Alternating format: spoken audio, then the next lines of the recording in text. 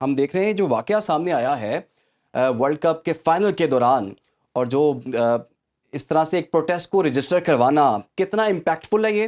اور آپ تھوڑی سی ریزمبلنس آپ کو نظر آتی ہے، ایک جانب اسرائیل بھی ناجائز قابض ہے اور بھارت بھی کشمیر میں ناجائز قبضہ کیے ہوئے ہے. آپ ٹھیک کہہ رہے ہیں، اس کا امپیکٹ تو ظاہر ہے پوری دنیا کے اندر مظاہرے ہو رہے ہیں. آج میں بھی آبزرو کرنے کے لیے گیا تھا کہ جو فلسطین کے حق میں لاہور والوں نے بہت بڑا مارچ کیا ہے. ان مظاہروں کا نتیجہ یہ نکلتا ہے کہ پریشر آپ کی گورنمنٹس پہ بھی بلٹ ہوتا ہے، جو بھی گورنمنٹ ہوتی ہیں، اور انٹرنیشنلی بھی، کیونکہ اس کے آفٹر ایفیکٹس آئندہ آنے والے انتخابات میں، چاہے پاکستان ہو یا کوئی بھی ہو ملک، اس کے اوپر ہوگا. چاہے آپ امریکہ کی بات کریں، امریکہ نے کہا کہ جی ہم ان سٹوڈنٹس کو، ان لوگوں کے ویزے کینسل کر کے نکال دیں گے جو فلسطین یا حماس کے حق میں مظاہرے کرے گا. تو لوگ حماس کا نام لیتے ہوئے اب تھوڑا سا کرتے ہیں، ایک احتیاط کرتے ہیں.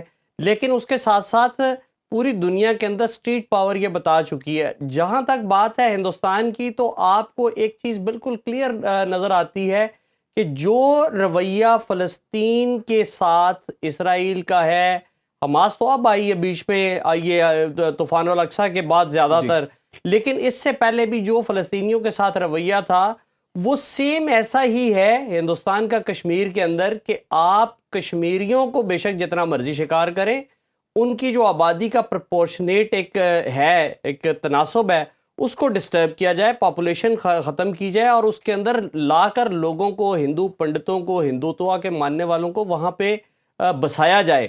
تو یہ ایک ریزیمبلنس نظر آتی ہے. اور ان دونوں کے آپس میں کوآپریشن، آپ بڑے حیران ہوں گے کہ ابھی قطر نے 8 انڈین نیوی کے اہلکاروں کو پھانسی کی سزا دی ہے، اور آپ کو شاید علم میں ہوگا کہ وہ اسرائیل کے لیے جاسوسی کر رہے تھے. ایک اسٹیلتھ آبدوز بنانے کے سلسلے میں ان کی خدمات لی گئی تھی. جی جی. اس سے بھی ہندوستان کے عزائم کا اور فلسطین والے معاملات کے اوپر اسرائیل کے ساتھ تعاون کا آپ کو پتہ چلتا ہے. جب عراق وار ہوئی تو ہمیں یاد ہے کہ امریکہ میں، یورپ میں، دیگر ممالک میں بڑے بڑے پروٹیسٹ ہوئے. لگ یہی رہا تھا کہ پبلک سینٹیمنٹ کچھ اور ہے. لیکن جب الیکشنز ہوتے ہیں تو انہی ظالم جنہوں نے ظلم کیا ہے اسی قیادت کو چن لیا جاتا ہے. تو سر یہ کیا ڈیول سٹینڈرڈ کیوں دیکھ رہے ہیں؟ یہ ڈوئل سٹینڈرڈز ہر جگہ پہ ہیں. یہ صرف آپ ایک خطے کی یا ایک ملک کی بات نہیں کر سکتے. یہ تمام سٹینڈرڈز آپ کو پوری دنیا میں ملیں گے. کہ آپ کو وار اگینسٹ ٹیررزم سے لے کے تو آپ پیچھے کیا اسے کہتے ہیں ویپنز آف میس ڈسٹرکشن پہ چلے جائیں، آپ کو وہ چیزیں آج تک نہیں ملیں. اسی طرح اگر آپ حماس والے معاملے میں دیکھیں کہ جی وہاں پر انہوں نے ہتھیار رکھے ہوئے، الشفا ہاسپٹل میں، فلاں ہاسپٹل میں ان کی بیس ہے، لیکن ایسا کچھ برآمد نہیں ہوا.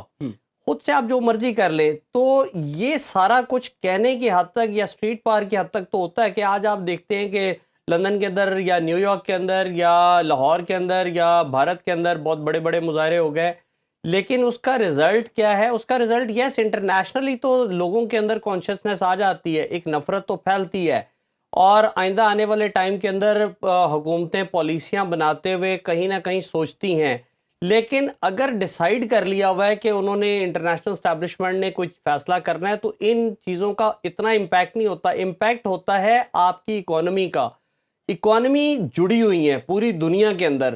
آج اگر آپ بات کرتے ہیں، یا میں کہتا ہوں کہ جی آپ اسرائیلی بیسڈ ملٹی نیشنل کمپنیز کو بین کر دیں، آپ ان کے چیزیں بند کر دیں، ٹھیک ہے، ضرور بند کریں، اس سے امپیکٹ ہوتا ہے. لیکن دوسری طرف میں آپ کو کل کی بات بتانے لگوں، پرسنل بات شیئر کرنے لگوں کہ ہم گروسری کرنے کے لیے گئے، اور وہ چیزیں جو ہم خریدتے گئے اس میں سے جی یہ بھی نکال دیں، یہ بھی نکال دیں، یہ ملٹی نیشنل کی ہے، یہ اسرائیل بیسڈ ہے، یہ فلاں بیسڈ ہے. اب آدھی سے زیادہ ٹرالی خالی ہو گئی. ٹھیک ہے، تو بات یہ ہے کہ جب آپ پاکستانی یا کسی بھی اور دیسی ملکوں کی بات کرتے ہیں تو آپ کو ٹرسٹ نہیں ہوتا. آپ لوگوں کو ان دا لانگ رن ایک تو ٹیکنالوجی میں آگے جانا چاہیے، دوسرا کچھ ایمانداری بھی لانی چاہیے. آپ اتنی اچھی چیز بنائیں کہ لوگ خریدیں، سٹینڈرڈ اس کو ریز کریں. اس میں بھی تو پتہ چلتا ہے نا کہ کس طرح سے انہوں نے ہماری مارکیٹ کو کیپچر کیا ہوا ہے.